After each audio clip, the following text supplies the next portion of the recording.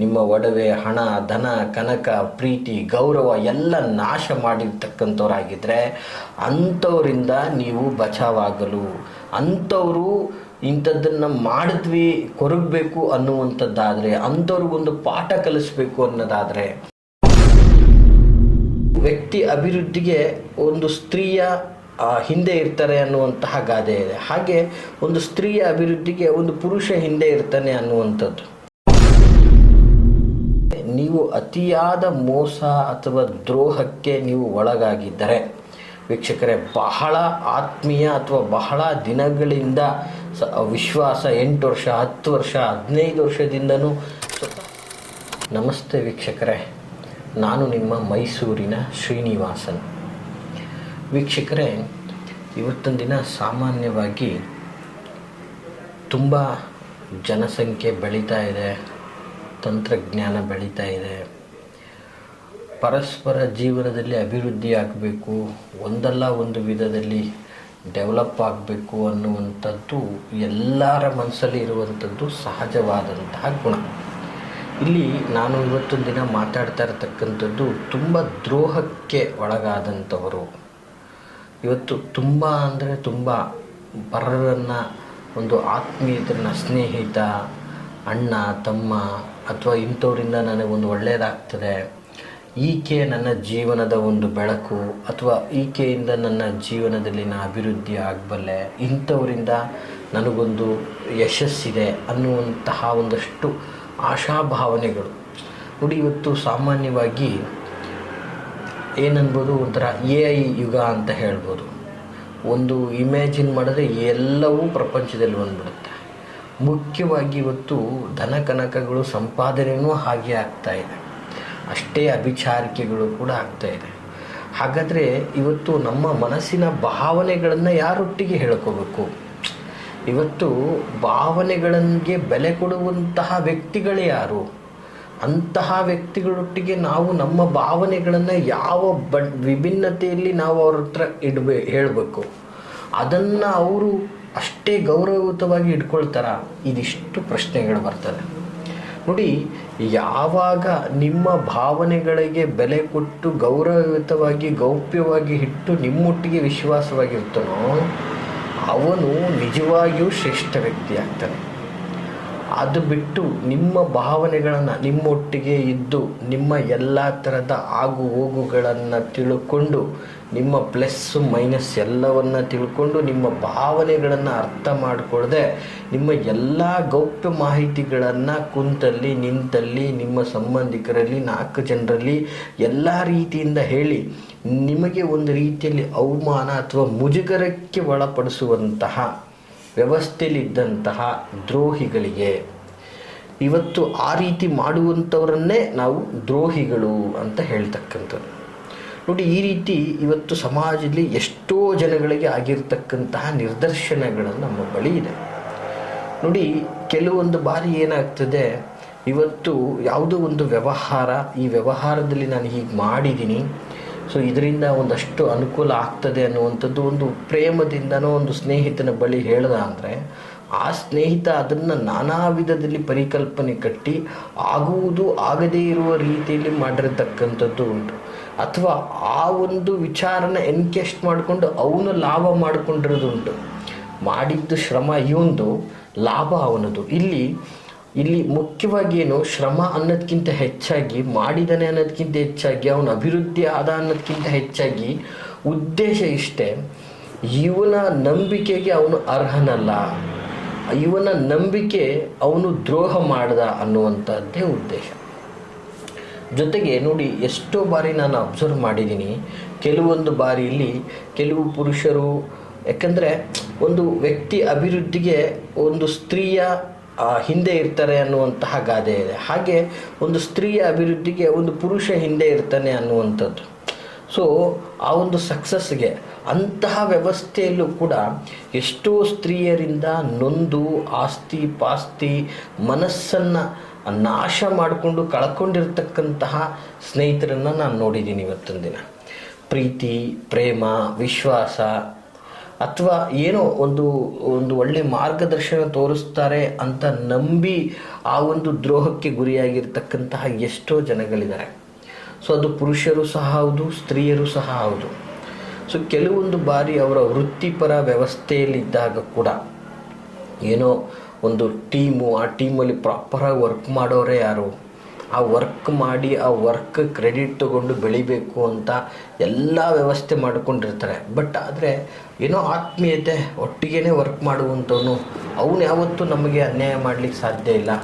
ಈ ಒಂದು ನಿಟ್ಟಲ್ಲಿ ವಿಚಾರ ಮಾಡ್ತಕ್ಕಂತಹ ವ್ಯಕ್ತಿ ಯಾವುದೋ ಸಮಯದಲ್ಲಿ ಹೇಳಿದಂಥ ವಿಚಾರಗಳನ್ನು ತಗೊಂಡು ಅವನು ಇಂಪ್ಲಿಮೆಂಟ್ ಆಗ್ತಾನೆ, ಇವನು ನಾಶ ಆಗ್ತಾನೆ.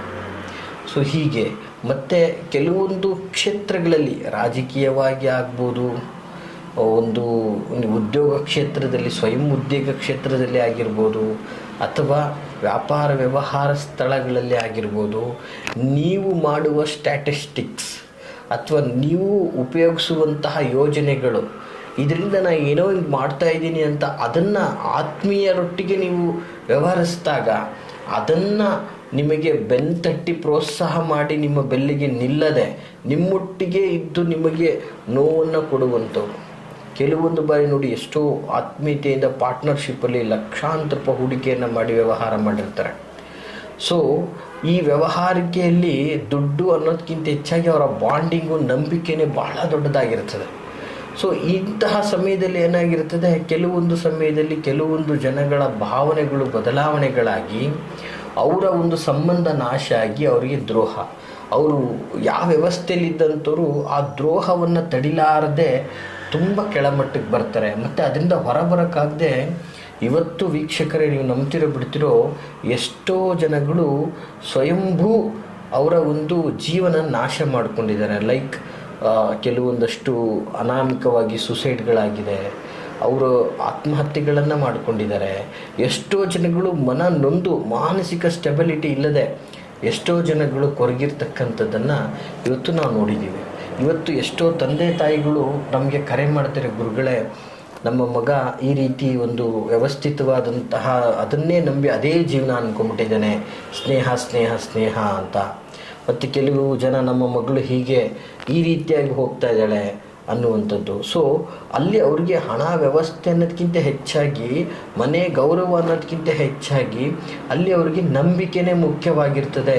ಅವರೇ ಪ್ರಪಂಚರಾಗ್ಬಿಟ್ಟಿರ್ತಾರೆ. ಇಂತಹ ವ್ಯವಸ್ಥೆಯಲ್ಲಿದ್ದು ಅದನ್ನು ನೆಗೆಟಿವ್ ಆಗಿ ಅವ್ರಿಗೆ ಗೊತ್ತಾದ ಮೇಲೆ ಅವ್ರುಗಳು ಅವರ ಜೀವನವನ್ನು ಮುಂದೆ ಸಾಗಿಸುವಂತಹ ಯೋಚನೆಯಲ್ಲೇ ಇರೋದಿಲ್ಲ. ವೀಕ್ಷಕರೇ, ಈ ಥರದ್ದೆಲ್ಲ ಸಮಸ್ಯೆಗಳನ್ನು ನಾವು ಬಹಳ ನೋಡಿದ್ದೀವಿ. ಮತ್ತು ಕೆಲವೊಂದು ಬಾರಿ ಏನಾಗ್ತದೆ, ಈ ಒಂದು ವ್ಯವಸ್ಥಿತವಾದ ವಿಚಾರದಲ್ಲಿ ಸ್ವತಃ ತಂದೆ ತಾಯಿಗಳಿಗೆ ಇವತ್ತಿನ ದಿನಗಳಲ್ಲಿ ನಂಬದೆ ಅವರು ಪರರ ಒಂದು ವ್ಯವಸ್ಥೆಗೆ ಹೋಗಿ ಅವ್ರುಗಳ ಒಂದು ವಿಚಾರದಿಂದಾಗಿ ನಾಶವಾಗಿರೋದು ಕೂಡ ನಾವು ಗಮನದಲ್ಲಿ ನೋಡಿರತಕ್ಕಂಥದ್ದು.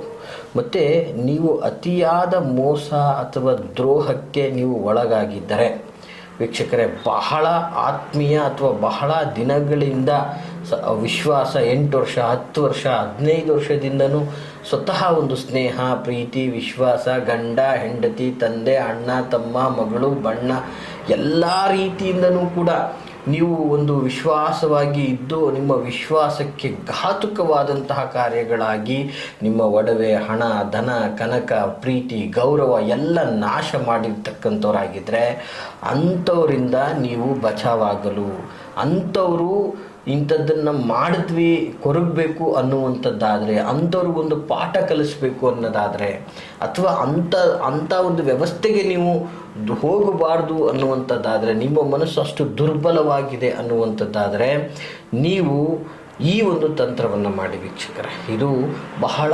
ಅದ್ಭುತವಾದಂತಹ ಸರಳವಾದಂತಹ ತಂತ್ರ ನೋಡಿ. ಈ ತಂತ್ರದೊಟ್ಟಿಗೆ ವಿಶಿಷ್ಟವಾದಂತಹ ಒಂದು ಮಂತ್ರ ಪ್ರಯೋಗ ಇದೆ ನೋಡಿ. ಮಂತ್ರ ಅದನ್ನು ಕ್ರಮಬದ್ಧವಾಗಿ ಪಠನೆ ಮಾಡಿದ್ರೆ ಆ ಶಕ್ತಿ ತುಂಬಾ ದೊಡ್ಡದಿರುತ್ತೆ. ಮಂತ್ರ ಶಕ್ತಿಯನ್ನು ಸಾಧನೆ ಮಾಡಿಕೊಂಡ್ರೆ ಅದರಿಂದ ಏನು ಬೇಕಾದರೂ ಸಹ ಸಾಧನೆ ಮಾಡ್ಬೋದು. ಬಟ್ ಅದರಲ್ಲಿ ಮುಖ್ಯವಾಗಿ ಶ್ರದ್ಧೆ, ಭಕ್ತಿ ಬಹಳ ಇಂಪಾರ್ಟೆಂಟ್ ಆಗ್ತದೆ. ಏನಪ್ಪ ಆ ಒಂದು ತಂತ್ರ ಅಂದರೆ ವೀಕ್ಷಕರೇ, ಬಹಳ ಸರಳವಾದಂಥದ್ದು. ಒಂದು ಬೇವಿನ ಹಲಗೆಯನ್ನು ತೆಗೆದುಕೊಳ್ಬೇಕಾಗುತ್ತೆ. ಎಲ್ಲಿ ಬೇಕಾದರೂ ಈ ಮಾಮೂಲಿ ಟಿಂಬರ್ಸ್ಗಳಲ್ಲಿ ಸಾಮಾನ್ಯವಾಗಿ ಸಿಗುತ್ತೆ. ಹೋಗಿ ಒಂದಷ್ಟು ಅಗಲದಷ್ಟು ಒಂದು ಬೇವಿನ ಹಲಿಗೆಯನ್ನು ತೆಗೆದುಕೊಂಡು ಅದರಲ್ಲಿ ಗಣಪತಿಯ ಚಿತ್ರವನ್ನು ಬರೆಯಬೇಕು. ಗಣಪತಿ ಚಿತ್ರ ನೀವು ಅದನ್ನು ಕೆತ್ತಿಸ್ತಿರೋ ಓಕೆ, ನೀವು ಅದನ್ನು ಮಸಿಯಲ್ಲಿ ಬರೆದ್ರೂ ಓಕೆ, ಪೆನ್ನಲ್ಲಿ ಬರೆದ್ರೂ ಓಕೆ, ನಿಮ್ಮ ಮನಸ್ಸಲ್ಲಿ ಮೂಡುವ ರೀತಿಯಲ್ಲಿ ವಿನಾಯಕನನ್ನು ಅಂದರೆ ಗಣಪತಿಯ ಚಿತ್ರವನ್ನು ಬರೆಸಿ ಈ ಮಂತ್ರವನ್ನು 28 ಬಾರಿ ಪಠಿಸಬೇಕಾಗ್ತದೆ. ಪ್ರತಿದಿನ 28 ಸಾರಿ ಅದನ್ನು ಪಠನೆ ಮಾಡುವುದರಿಂದ 100ಗೆ 200% ನೀವು ಇದರಿಂದ ಹೊರಬರ್ತೀರ. ಮತ್ತು ನಿಮಗೆ ಆಗಿರ್ತಕ್ಕಂತಹ ದ್ರೋಹಕ್ಕೆ ಬೆಲೆ ಅಂದರೆ ಅವರಿಗೆ ಆ ಒಂದು ಪ್ರಭಾವ ಬಿದ್ದು ಅವರು ನಿಮಗೆ ಶರಣಾಗತರಾಗಿ ನೀವು ಅವ್ರು ಮಾಡಿರ್ತಕ್ಕಂಥ ವ್ಯವಸ್ಥೆಗೆ ಪಶ್ಚಾತ್ತಾಪಪಟ್ಟು ಅವರು ನಿಮಗೆ ಮತ್ತೆ ನಿಮ್ಮ ಒಂದು ವ್ಯವಸ್ಥೆಗೆ ಬರುವಂಥದ್ದಾಗ್ತದೆ. ನೀವು ಬಿಟ್ಟರೆ ಪ್ರಪಂಚ ಇಲ್ಲ ಅನ್ನುವಂತಹ ರೀತಿಗೆ ಹೋಗಬೇಕಾಗ್ತದೆ. ಇದು ಒಂದು ರೀತಿಯಲ್ಲಿ ವಿನಾಯಕನ ಲಂಬೋದರನ ಒಂದು ರೀತಿಯಾದಂತಹ ವಶೀಕರಣ ತಂತ್ರ ಅಂತ ಹೇಳಿದ್ರು ಕೂಡ ತಪ್ಪಾಗಲಿಕ್ಕಿಲ್ಲ. ಅಂತಹ ಒಂದು ವಿಭಿನ್ನವಾದಂತಹ ಒಂದು ವ್ಯವಸ್ಥೆ ಇದಾಗಿರ್ತದೆ. ಏನಪ್ಪ ಈ ಒಂದು ಮಂತ್ರ ಅಂದರೆ ಕರೆಕ್ಟಾಗಿ ನೋಟ್ ಮಾಡ್ಕೊಳ್ಳಿ ವೀಕ್ಷಕರೇ.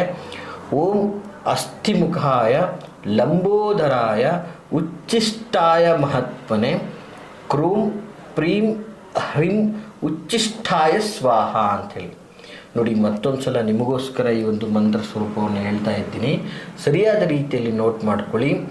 ಓಂ ಅಸ್ಥಿಮುಖಾಯ ಲಂಬೋದರಾಯ ಉಚ್ಚಿಷ್ಟಾಯ ಮಹಾತ್ಮನೆ ಕ್ರೋಂ ಪ್ರೀಂ ಹ್ರೀಂ ಉಚ್ಚಿಷ್ಟಾಯ ಸ್ವಾಹ ಅಂತೇಳಿ ಈ ಮಂತ್ರವನ್ನು 28 ಬಾರಿ ನಿತ್ಯ ಪಠನೆಯನ್ನು ಮಾಡಿ ಅದ್ಭುತವಾಗಿ 28 ದಿನಗಳ ಕಾಲ ಮಾಡಿ ಸಾಕು. ಖಂಡಿತವಾಗಿಯೂ ನಿಮಗೆ ಒಳ್ಳೆಯದಾಗ್ತದೆ ಅಂತ ಹೇಳಕ್ಕೆ ಇಷ್ಟಪಡ್ತೀನಿ. 100% ಈ ಮಾಹಿತಿ ನಿಮಗೆಲ್ಲ ಇಷ್ಟವಾಗಿದೆ ಅಂತ ನನಗೆ ಗೊತ್ತು. ಹಾಗಾಗಿ ಇದನ್ನು ಲೈಕ್ ಮಾಡಿ, ಜೊತೆಗೆ ಯಾರೆಲ್ಲ ತುಂಬ ನೊಂದಿದ್ದಾರೆ ಅಂಥವ್ರಿಗೆ ಈ ಒಂದು ವಿಡಿಯೋನ ತಪ್ಪದೆ ಶೇರ್ ಮಾಡಿ. ಅವ್ರಿಗೆ ನೀವು ತುಂಬ ಒಳ್ಳೆಯದು ಮಾಡಿದಂಥ ಪುಣ್ಯ ನಿಮಗೆ ಸಿಗುತ್ತೆ. ಹಾಗೆ ಈ ಒಂದು ವಿಡಿಯೋಗೆ ಓಂ ನಮೋ ಗಣಪತಯ ನಮಃ ಅಂಥೇಳಿ ನೀವು ಕಮೆಂಟ್ ಮಾಡಿ. ಎಷ್ಟು ಕಮೆಂಟ್ ಮಾಡ್ತೀರೋ ಅಷ್ಟು ಗಣಪತಿಯ ಅನುಗ್ರಹ ನಿಮಗೆ ಸಿಗುತ್ತೆ ಅಂತ ಹೇಳಕ್ಕೆ ಇಷ್ಟಪಡ್ತೀನಿ. ಹಾಗೆ ನೀವು ನಮ್ಮನ್ನು ನೇರವಾಗಿ ಭೇಟಿಯಾಗಬೇಕು ಅನ್ನೋದಾದರೆ ನಾವಿರುವಂಥದ್ದು ಮೈಸೂರಿನ ವಿಜಯನಗರ KD ಸರ್ಕಲಲ್ಲಿ ನಮ್ಮ ಕಚೇರಿ ಇರ್ತಕ್ಕಂಥದ್ದು. ತಾವು ನೇರವಾಗಿಯೂ ಸಹ ಬಂದು ನಮ್ಮನ್ನು ಭೇಟಿಯಾಗ್ಬೋದು ಅಂತ ಹೇಳ್ತಾ ಎಲ್ರಿಗೂ ಶುಭವಾಗಲಿ. ನಮಸ್ಕಾರ.